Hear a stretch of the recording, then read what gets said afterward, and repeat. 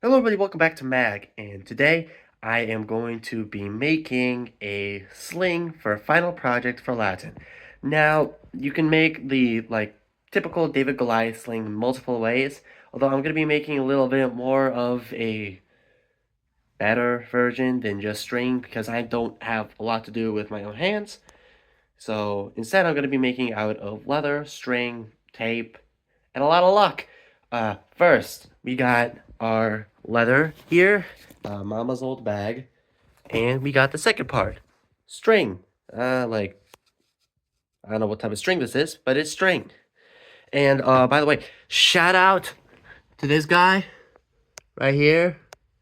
Yeah, I'm going based off his results.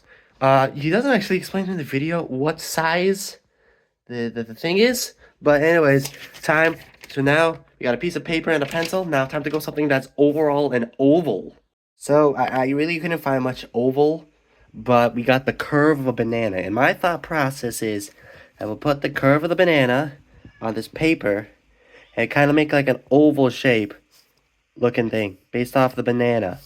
I don't know if it's going to work or not, but here we go. So the banana did not work as well I intended, but luckily we now got this handy dandy ruler, and now we're going to center it and try it again. After a lot of drying, we got ourselves this weird looking eye. The banana did absolutely nothing in the end, oh well, but I got this original design, which was 3 inches by 1, so 3 inches width and 1 to the top. I wanted to make it a little bit bigger, so I'd say this is about 1.1 inches and 3.1 inches, so I don't know how to put that, but yeah. And now we're going to cut this bigger one out. Okay, so after cutting out Sauron's eyeball, we will now take this and put it onto the leather, and then we'll cut out, make a drawing based off that leather. So now we got this thing. This is the leather. I made a little thing on the wedge because I thought it might look cooler. It doesn't, but whatever. We'll put a hole right here and a hole right there using a screwdriver or something that you can make holes with. Now that the holes are completed, I will now be making the string. And now I got 2 ropes here that are about the size of my body. What I'm going to do here is that I'm going to grab this by its ends and connect them together. And just use my foot here to make them even. That's what you want to do next. Got your 2 lines in your pouch. You're going to put the ends of these through these holes and have them untied, and what you're going to do is put them like this and then shove them in through that. So when you get to this point, then you want to tie these ends, and you want to put these so that the laces are going out, and the fancy side is on this side. So went ahead and made a second one. So here is the second one that I made. First one was a dud. This one could definitely throw a bigger rock, maybe not as fast.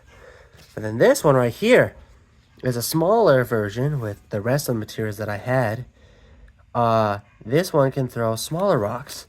For this one, the diameter and such, for what I used for the before I started cutting, was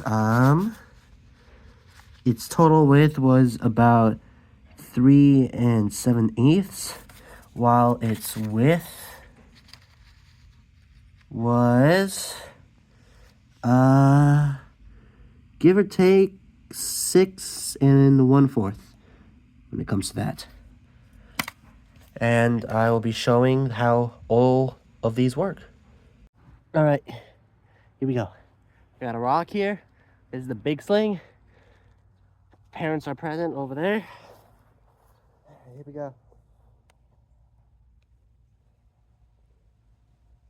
Forward, back, forward, back. 1, 2, 4, 5, 6, 7. Release. Ta-da!